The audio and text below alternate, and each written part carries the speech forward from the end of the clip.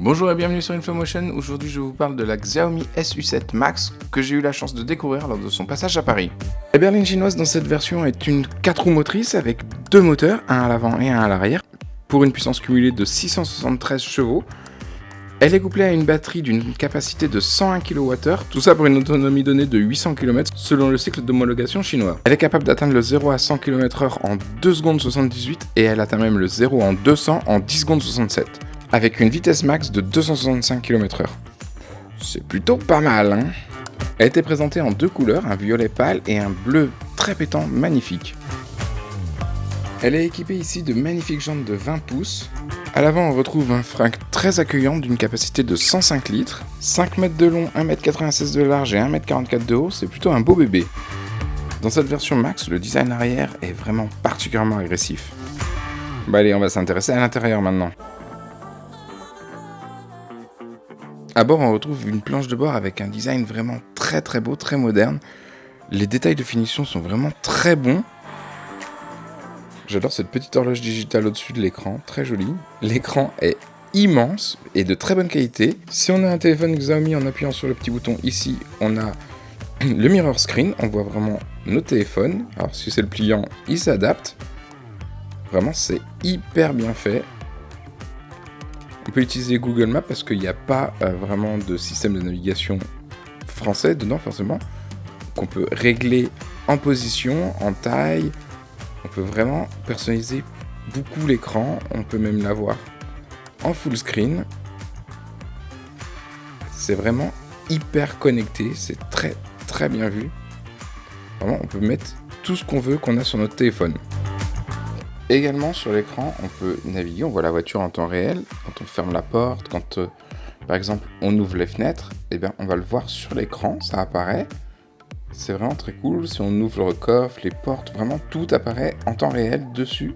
Même si par exemple on met les clignotants, eh bien, on voit que le clignotant est activé. Vraiment, c'est super joli, c'est ultra fluide. C'est très bien fait, l'interface est vraiment très bonne. En appuyant sur le bouton ici sur la console centrale, on actionne le déploiement du spoiler arrière. C'est quand même très cool d'avoir la main dessus. On peut tout contrôler, tout ouvrir avec l'écran central ou avec les boutons sur la console centrale. On a deux chargeurs à induction. On retrouve donc les différents boutons de commande, de raccourci, un grand espace de rangement sous la console centrale et un autre grand rangement sous la coudoir.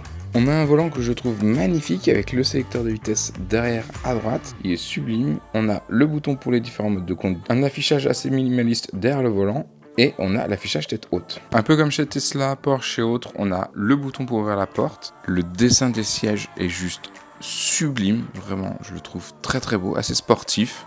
On a un immense toit en verre qui va vraiment très loin au-dessus des passagers arrière, façon Tesla ou Porsche, hein.